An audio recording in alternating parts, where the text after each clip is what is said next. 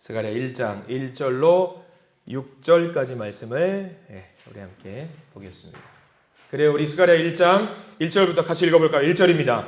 다리오 왕 제2년 18째 달에 여호와의 말씀이 이또의 손자 베레갸의 아들 선지자 스가랴에게 임하니라. 이르시되 여호와가 너희의 조상들에게 심히 진노하였느니라. 그러므로 너는 그들에게 말하기를 만군의 여호와께서 이처럼 이르시되 너희는 내게로 돌아오라. 만군의 여호와의 말이니라. 그리하면 내가 너희에게로 돌아가리라. 만군의 여호와의 말이니라. 너희 조상들을 본받지 말라. 옛적 선지자들이 그들에게 외쳐 이르되 만군의 여호와께서 이같이 말씀하시기를 너희가 악한 길 악한 행위를 떠나서 돌아오라 하셨다 하나 그들이 듣지 아니하고 내게 귀를 기울이지 아니하였느니라. 여호와의 말이니라. 너희 조상들이 어디 있느냐? 또 선지자들이 영원히 살겠느냐? 내가 나의 종 선지자들에게 명령한 내 말과 내 법도들이 어찌 너희 조상들에게 임하지 아니하였느냐? 그러므로 그들이 돌이켜 이르기를 만군의 여호와께서 우리 길대로 우리 행위대로 우리에게 행하시려고 뜻하신 것을 우리에게 행하셨도다 하였느니라. 아멘. 오늘 이 말씀 가운데 하나님의 은혜가 넘치기를 간절히 기도하고 소망합니다. 우리 기도하는 마음으로 먼저 고백합니다. 하나님과 동행하겠습니다. 우리 옆 사람 축복하면서 하나님과 동행하십시오. 아멘. 하나님과 동행하는 복된 날 되시길 간절히 소망합니다. 그래요, 스가랴 선지자 말씀을 보게 됩니다. 소선지자 스가랴 선지자는 오늘부터 자료들 오늘은 좀 많아요. 12개의 항목이 있는데 찬찬히 보기를 원하는데, 스가랴 선지자의 말뜻은 여호와께서 기억하신다라는 말뜻을 가지고 있어요. 우리가 누군가의 기억에 좋은 것들만 좀 담겨 있었으면 참 좋겠다 생각을 할 때가 많이 있어요. 근데 우리 살면은 안 좋은 기억을 갖고 있는 경우가 더 많을지도 몰라요. 물론 좋은 기억들도 있습니다. 대화 중에 저를 기억하고 계세요? 아유, 그럼요. 저에게 그때 참 큰 도움을 주신 분이시죠. 제게는 참 좋은 분으로 저는 기억하고 있습니다. 이렇게 전개가 될 수 있다라고 한다면 참 좋을 것 같아요. 이렇게 좋은 기억만 남을 수 있다라고 한다면 참 정말 좋은 것 같습니다. 최근에 서울에 올라가서 잠깐 일을 볼 일이 있었어요. 좋은 선배 목사님을 만나서 잠깐 이제 중보의 기도를 좀 받고 온 적이 있습니다.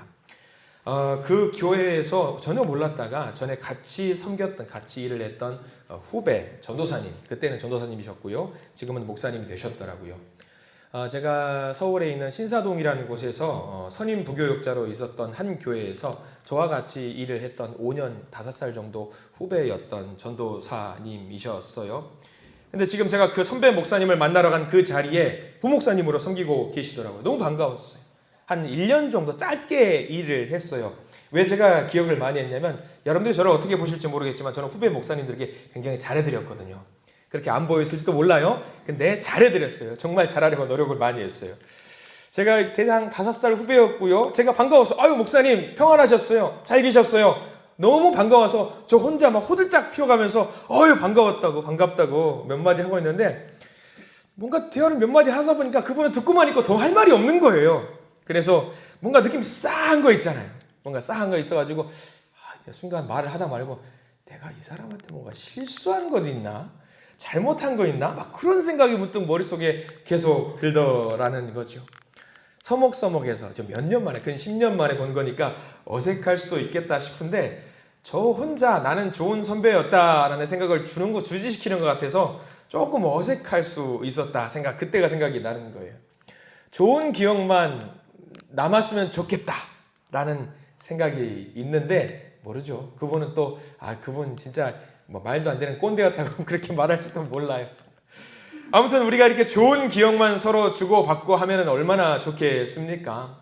더 나아가서 사람들에게도 이렇게 좋은 기억만 주고받으면 정말 좋잖아요. 그 사람 좋은 사람이지, 그 사람 훌륭한 사람, 멋진 사람이지. 근데 우리 하나님께서 우리를 기억하실 때에 좋은 사람이다, 좋은 내 제자다라고 기억을 하신다면 여러분 기분이 어떨까요? 아마 날아갈 것 같겠죠. 하나님이 인정해 주시는 그런 사람이기 때문이죠. 간절히 소망합니다. 여러분들의 이름 하나하나를 모두 하나님께서 기억해 주시기를 축원합니다. 여기서 사실 아멘 하면 안 되는 거예요. 질문이 잘못됐어요. 여러분들의 이름을 하나님께서 기억해 주시기를, 나쁜 의미로 기억하면 어떡하려고요, 여러분들? 나쁜 의미로. 다시 한번 여쭤볼게요. 여러분들의 이름을 하나님께서 좋은 의미로 기억해 주시기를 축복하고 축원합니다. 이렇게 하면 해야 되는 겁니다. 그래요. 우리 지난 시간에 우리는 스가랴 전에 학개를 봤어요. 학개 선지자. 지난번에 말씀드린 기억하시겠지만 학개와 함께 더불어서 봐야 될 선지자가 반드시 한 명 있었다라고 말씀을 드렸죠. 그 사람 누구냐면 스가랴 선지자라는 이 두 사람을 반드시 기억을 해야 되는 거죠. 왜 기억을 해야 되느냐? 제가 여러분들 2번과 3번 자료 보면은 제가 넣어드렸어요. 학개 1장 1절을 넣었거든요. 여기 학개 1장 1절 잘 보셔요. 천천히 같이 한번 읽어볼게요. 학개 1장 1절 시작. 다리오 왕 제2년 여섯째 달 곧 그 달 초하루에 여호와의 말씀이 선지자 학개로 말미암아 스알디엘의 아들 유다 총독 스룹바벨과 요사닥의 아들 대제사장 여호수아에게 임하니라 이르시되라고 나와 있어요. 학개 1장 1절 잘 보십시오. 다리오 왕 제2년이에요. 스가랴 1장 1절 말씀 볼게요. 제가 넣어드렸습니다. 같이 읽어볼게요. 시작. 다리오 왕 제2년 8째 달에, 거기까지 한번 볼게요. 자, 어때요? 시간이 겹치죠. 겹쳐요.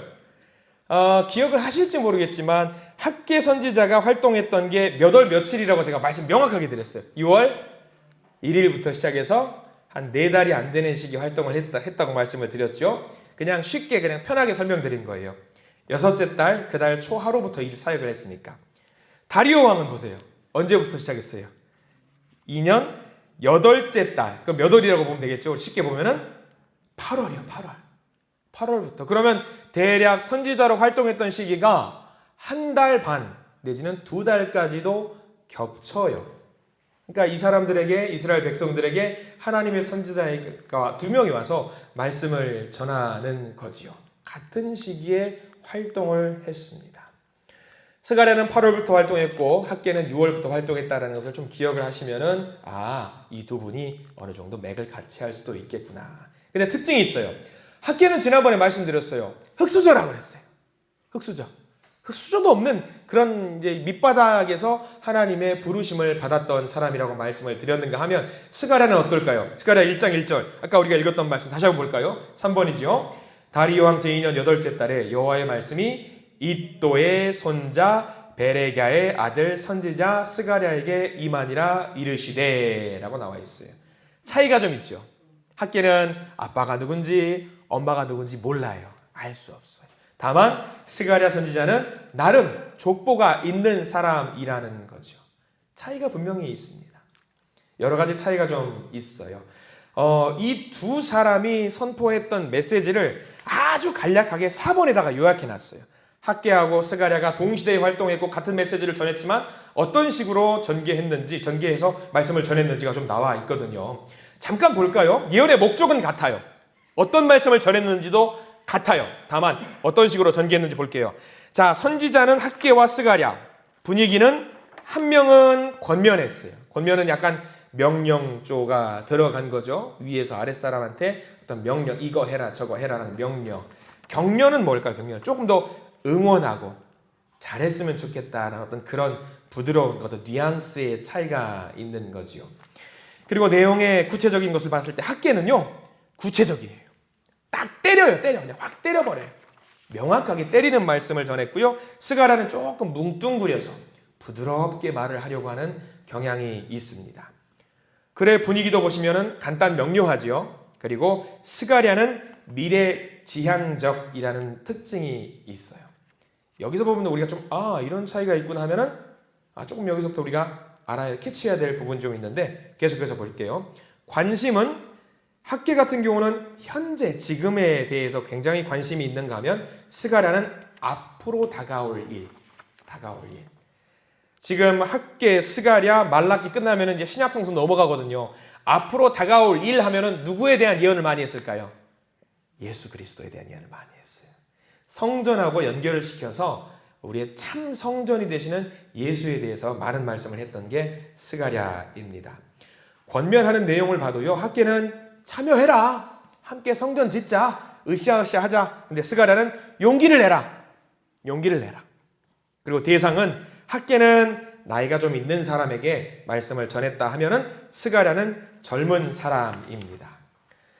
여기까지 보셔서 아시겠지만 둘 중에 누가 선배라고 우리가 알 수 있냐면 당연히 학계가 먼저 활동했으니까 선배예요.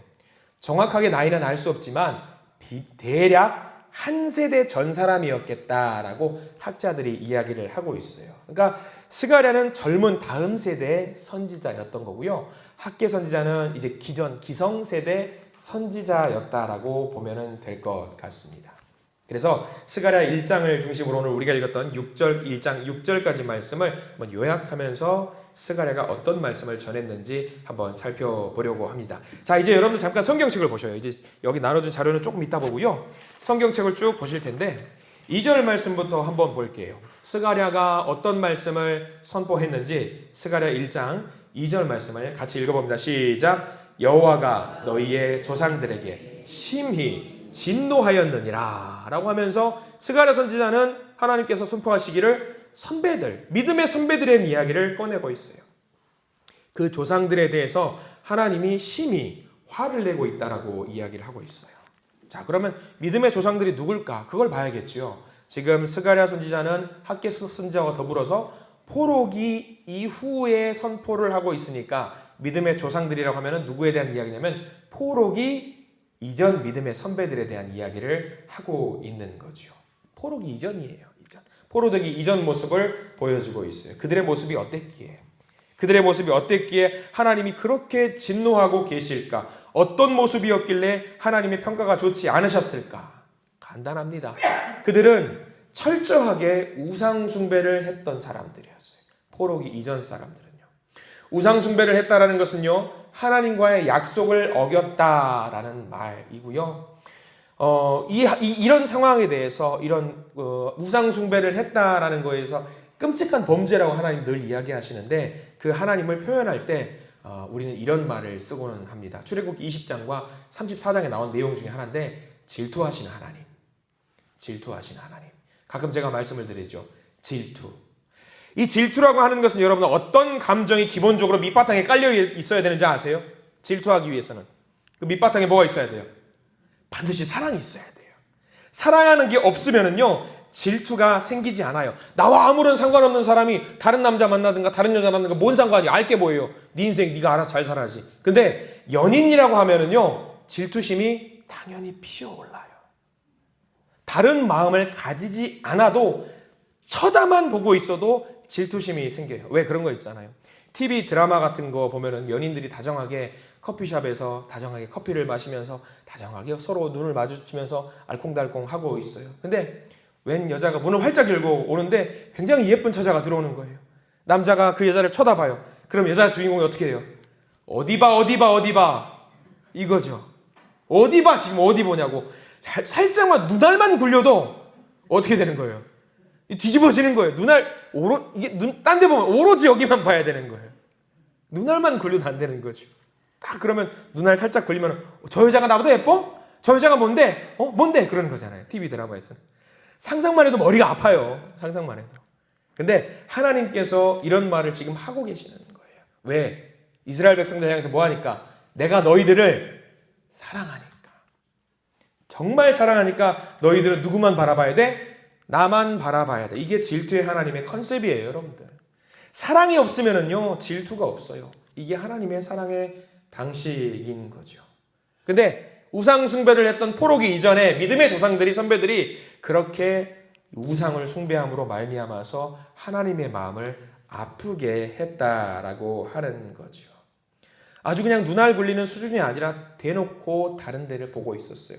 앞에 하나님을 모셔두고 대놓고 다른 곳을 보고 있었던 거죠. 이러면 질투 수준에서 끝날 일이 아니겠지요. 큰일이 나겠지요.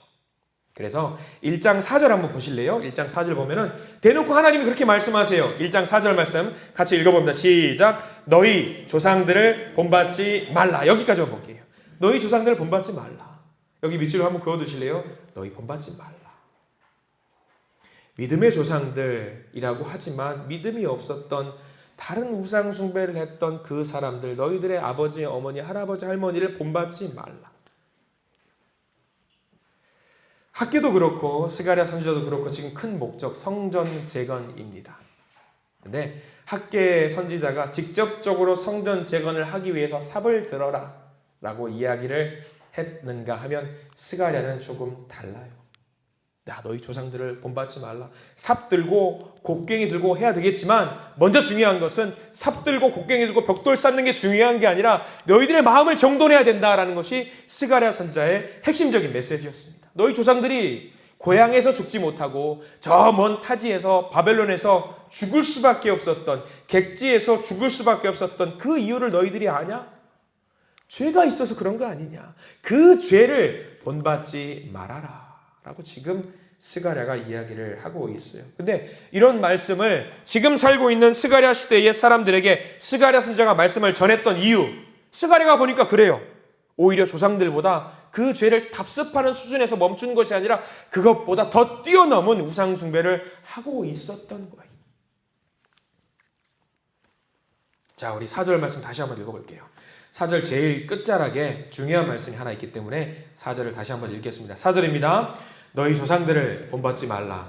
옛적 선지자들이 그들에게 외쳐 이르되 만군의 여호와께서 이같이 말씀하시기를 너희가 악한 길 악한 행위를 떠나서 돌아오라 하셨다 하나 그들이 듣지 아니하고 내게 귀를 기울이지 아니하였느니라 여호와의 말이니라. 자, 거기 내게 귀를 기울이지 아니하였느니라의 위치를 한번 그으십시오.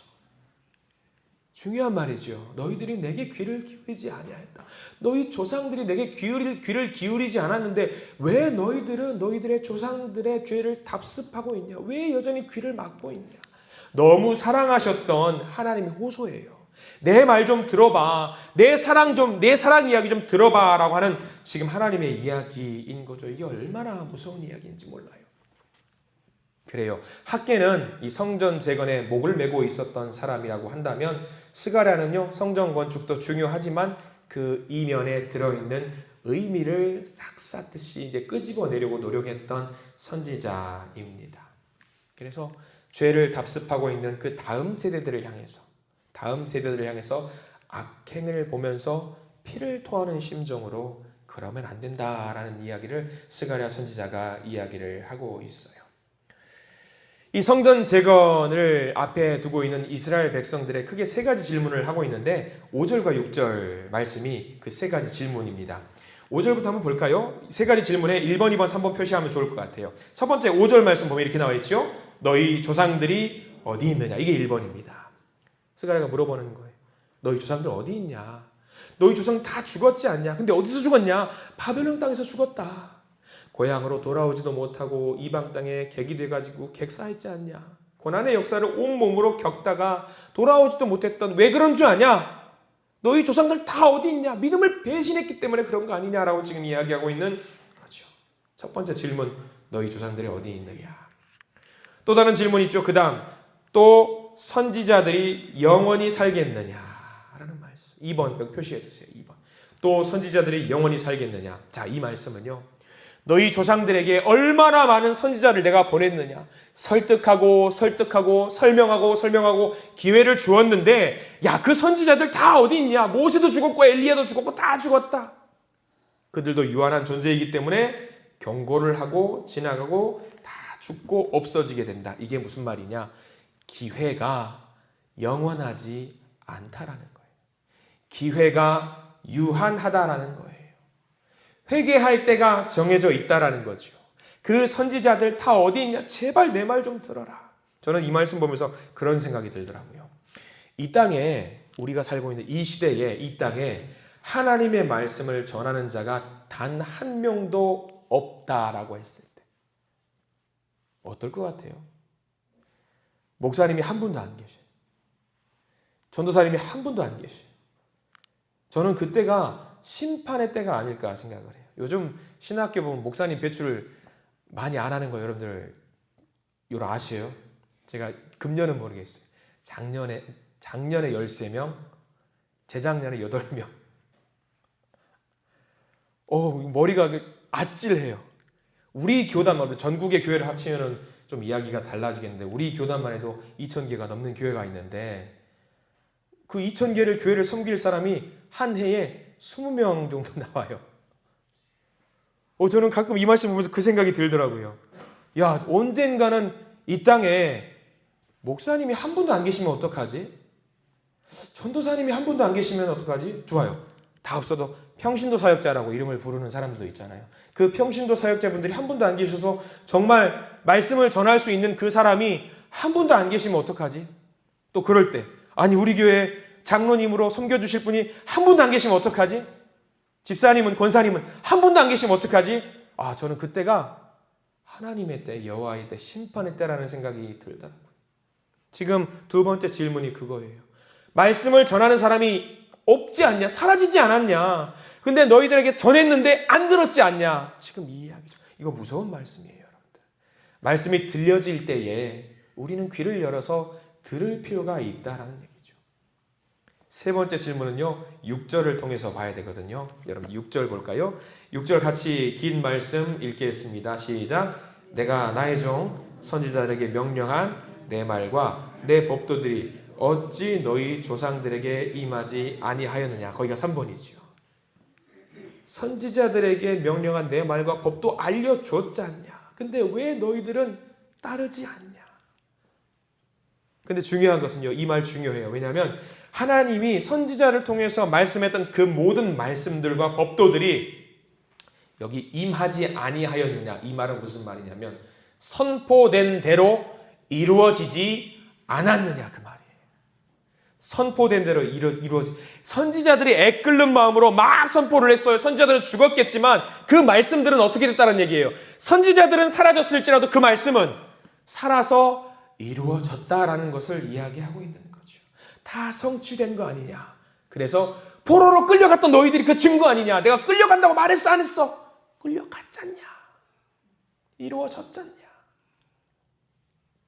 그러니까 지금 이 스가랴 선지자도 그 말을 하는 거죠. 그 말씀된 대로 이루어질 테니 지금 이 말씀을 듣고 하나님 앞으로 돌아오지 않으면 어떻게 될 것 같냐? 선지자 사라진 것처럼 이 말씀도 그냥 사라질 것 같냐? 아니다. 반드시 이루어진다. 말씀대로 성취된다. 그거를 말하고 있는 겁니다. 하나님의 말씀이 그만큼 중요하다라는 것을 우리가 알아야 됩니다. 말씀이 중요해요. 제가 교회를 움직이는 것도 아니고요. 성도들이 교회를 움직이는 것도 아니에요. 무엇이 교회를 움직이는 거냐면요. 말씀이 교회를 움직이는 겁니다. 말씀이 우리 가정을 움직이는 거고요. 말씀이 우리의 심령을 감화 감동시킨다라는 것을 우리가 잘 알아야 돼요. 그 말씀을 중요하게 생각해야 됩니다. 왜냐하면 말씀은 반드시 이루어지기 때문입니다. 바벨론 포로 이전의 백성들은요. 뿌린 씨앗대로 다 거둬요. 근데 여기까지 보면은 다 무너뜨리시는 것 같죠. 스가랴 선지자를 통해서 이스라엘 백성을 다 없애버릴 거예요. 하나님 그러시는 것 같죠. 아니에요. 우리가 쭉 읽으면서 한 절을 제가 빼고 넘어가서 안 읽었어요. 몇 절이냐면 3절을 제가 안 읽었어요. 그래서 3절은요. 별표를 한 5개 치십시오. 3절. 살리시는 말씀이 담겨 있어요.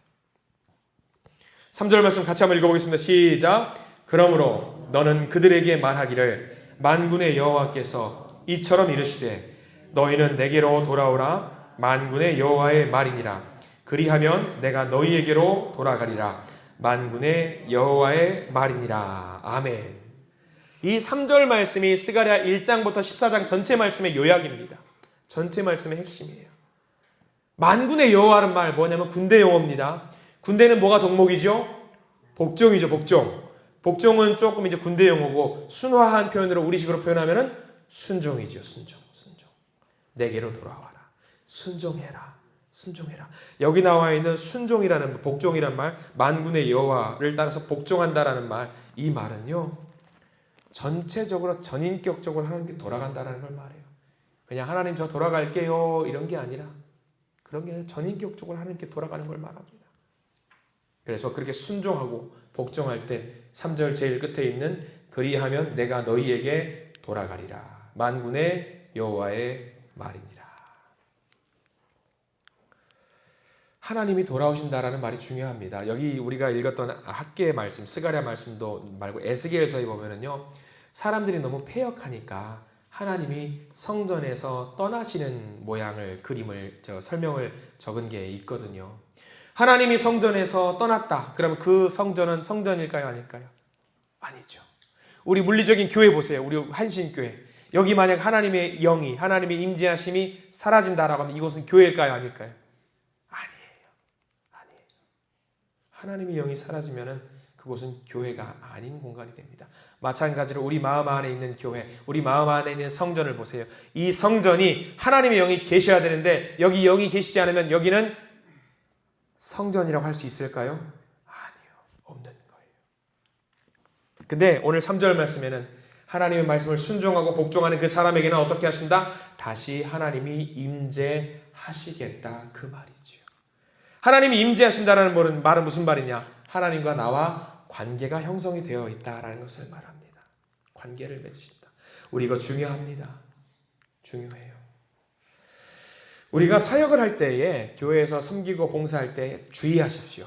뭘 주의해야 되느냐? 우리 교회에서 사역할 때 교회 요소에서 움직일 때에 뭔가 막 되는 것 같아요. 뭔가 하는 것 같고요. 뭔가 막 이루어지는 것 같아요. 근데 거기 뭐가 빠져 있는 경우가 있냐면 하나님과의 관계가 빠져 있는 경우가 덜어 있어요. 한 번씩 있더라고요. 분명히 있어요. 가시적인 결과나 어떤 건물이나 어떤 결과물을 만들어내는 것 때로는 좋아 보여요. 야, 저렇게 하면 좋겠다, 잘하겠다. 근데 그걸 하는 과정 중에 있어서 뭐가 빠져 있냐? 하나님과의 관계가 빠져 있을 때가 있어요. 그럼 우리는 빨리 그것을 정신 차려야 돼요. 먼저 관계를 회복해야 됩니다. 스가랴 선지자가 중요하게 여기는 게 그거예요. 종교적인 열심을 많이 해서 뭔가 쌓는 것, 그거 아니에요. 쌓는 것 중요하죠. 근데 쌓는 것보다 하나님과의 관계가 빠져 있다라면 그것은 인간적인 어떤 능력을 성취하는 것 말고는 없어요. 그래서 하나님께서 우리에게 오셨던 거죠. 뭔가 관계가 없어 보이니까 이 관계를 바르게 만들어야 되겠기에 하나님이 그 아들 예수 그리스도를 우리에게 보내주심으로 말미암아 그 끊어졌던 관계를 다시 맺으셨던 거예요. 스가랴 선지자가 말하는 건 그거죠. 구약의 예수 그리스도를 통해서 하나님과의 관계를 맺어야 된다. 그게 우리 마음의 성전이 되어야 된다라는 이야기를 강조하고 있었던 겁니다. 이겁니다. 스가랴 선지자는요, 총 구성을 보면 굉장히 많아요. 사실 14장 구성인데 요한계시록처럼 구약의 요한계시록이라고 이야기를 할 정도로 스가랴 선지자는 환상을 8개를 봐요. 8개를 보는데 여기 제가 5번부터 12번까지 8개의 환상을 적어놨어요. 다 읽으면은요 너무 어렵고 복잡하고 하니까 어떤 내용이구나라는 것만 좀 요약을 해서 보려고 가져왔습니다. 이런 환상이 있었구나. 자, 한번 읽어볼 텐데 5번인데 화석류 나무 사이에 말탄 자들이라는 어떤 형상이 나와요. 근데 그게 뭐냐면 같이 한번 5번 내용 읽어볼까요? 시작. 하나님께서 자기 백성의 형편을 잊지 않고 살피고 계신다. 하나님은 자기 백성의 고난을 보고 계시며 때가 되면 다시 긍휼히 여기시고 회복시키신다라는 내용. 그 다음 두 번째 환상은요, 네 뿔과 대장장이의 어떤 환상을 보여주시는데 이건 어떤 내용인지 같이 읽어보겠습니다. 하나님의 백성을 억압한 세력들을 하나님께서 반드시 심판하신다. 세상 권세가 아무리 강해 보여도 하나님보다 강한 권세는 없다. 하나님은 자기 백성을 해친 세력을 반드시 꺾으신다 라는 환상. 세 번째 환상은요, 측량줄을 잡은 사람. 같이 있습니다. 예루살렘의 회복과 확장을 의미한다.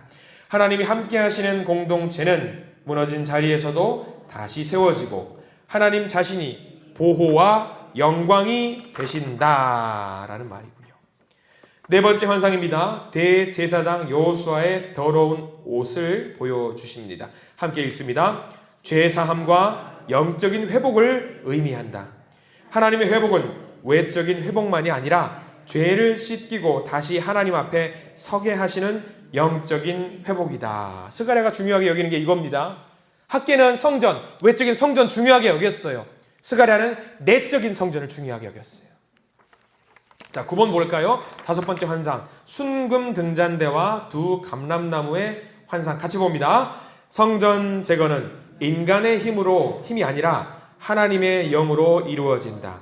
하나님의 일은 사람의 힘과 능력만으로 될 수 없다. 하나님의 영이 공급하실 때 완성이 된다. 6번째 환상, 날아가는 두루마리. 회복된 공동체 안에서 죄가 제거되어야 한다. 하나님의 회복은 죄를 덮어두는 회복이 아니다. 하나님은 자기 백성 가운데 있는 거짓과 불의를 정결하게 하신다. 이 말씀도 중요합니다. 왜? 하나님은 죄 짓는 자에서 야 좋은 게 좋은 거다 하면서 넘어가지 않으셔요. 그 죄에 대해서는 반드시 책임을 물으시는 공의의 하나님이라는 것이 바로 여기 날아가는 두루마리에 대한 내용입니다. 자, 11번 에바 속의 여인 시작. 악이 하나님의 백성 가운데에서 제거되어야 한다. 하나님은 자기 백성 가운데 있는 악을 제거하시고 공동체를 정결하게 세우신다. 마지막 네 병거 환상. 하나님께서 온 세상을 다스리시고 심판하신다.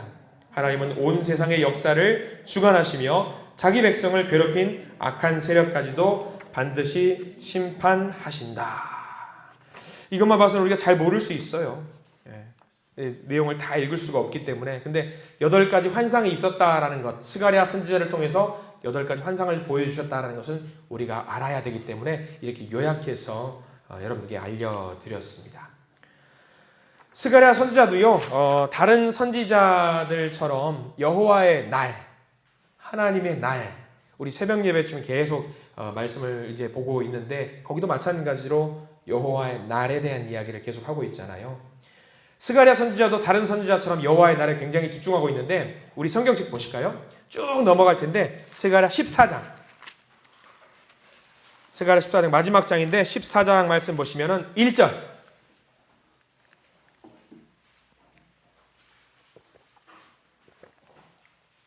스가랴 14장 1절 말씀 같이 한번 보려고 합니다. 여기도 여호와의 날이 나와요. 선지자들이 다 같이 이야기했던 것처럼 나오는데 1절 같이 읽어봅니다. 시작. 여호와의 날이 이르리라. 그날에 내 재물이 약탈되어 내 가운데에서 나누이리라. 여호와의 날. 하나님의 분노가 표출되는 날같이 보입니다. 2절도 그렇고 3절도 마찬가지예요. 하나님은 죄에 대해서 없던 일로 해줄게 그렇게 하지 않으셔요. 그렇게 하면은요, 없던 일로 해줄게 하면은 관계가 회복이 되지 않아요. 관계가 중요하거든요. 모든 것을 다시 새롭게 새 판을 짜는 것을 오히려 좋아하시는 거예요. 일단은 우리가 하나님의 심판 생각하면 다 부서지고 죽고 없어지고 멸망당하고 하는 걸 생각하잖아요. 근데 그렇게 하지 않으면 안 되더라고요. 건물을 잘 짓다가 뭔가 설계가 잘못됐어요. 근데 안쪽 깊숙한 곳, 거기가 문제가 있어요. 제가 예전에 우리 현대자동차 차를 선적하는 배 있죠. 우리 집사님 한 분하고 이야기를 하면서 그 이야기를 했는데 선적할 때에 차례차례 차를 차곡차곡 넣는다고 하셔요. 근데 그걸 차곡차곡 넣다가 재난이 한번 발생할 때가 있다라고 하더라고요. 그게 뭐가 있냐면 발주된 차량에 맞춰서 차곡차곡 넣어가지고 해야 되는데 제일 안쪽에 있는 차가 잘못 주문이 된 거예요. 그럼 어떻게 할까요? 어떻게 할 것 같아요? 다 꺼낸대요. 다 꺼낸대요. 그 재난 같은 거래요. 그런 일이 없기를 바라야 되는데 그런 경우가 있다라고 하죠. 마찬가지예요. 야, 이거 좋은 거지. 그 안에 있잖아. 그냥 놔둬. 그냥 출발! 그러면은 안 된다라는 거예요. 다 꺼내야 된다라는 거죠. 그 말씀이 문득 생각이 나는 거예요. 제대로 하려면은 다 꺼내고 바르게 쌓아야 되는구나. 스가랴 선지자가 원했던 게 그거예요. 내 마음속에 있는 죄, 사람들의 죄, 이거 좋은 게 좋은 거다라고 넘어가면은 큰일 난다. 나중에 큰일 난다. 그럼 어떻게 되느냐? 다 뒤집어 봐야 된다. 하나님 앞에 다 내려놓고 때로는 하나님이 부셔버리고 우리 혼내키시는 게 좀 잔인해 보이고 야속해 보일지라도 그게 아니다. 그렇게 해야지 완전히 뒤집어 볼 수 있다라는 것이 오늘 말씀인 거죠. 바른 관계를 통해서 하나님을 우리의 가슴에 모시는 것 그만큼 중요한 겁니다. 자, 스가랴 선지자가 했던 말씀들을 마음에 새겼으면 좋겠습니다. 관계가 중요하다. 성전 건축 중요하지만 내 마음속에 하나님과 바른 관계를 이룰 수 있는 그런 성전이 무엇보다 중요하다. 이 말씀을 굳건하게 붙들고 하나님께서 우리를 통해서 보여주시려고 하는 회복의 역사를 이 땅 가운데 이룰 때에 그 일에 동참하시는 저와 여러분들 되시기를 간절히 축원합니다. 기도하겠습니다. 하나님 감사합니다. 무섭도록 가열차게 우리를 향해 선포하시는 마치 공격적인 이 메시지가 사실은 하나님이 우리와 바른 관계를 맺고자 하시는 하나님의 큰 뜻이라는 것을 알게 됩니다. 그렇습니다.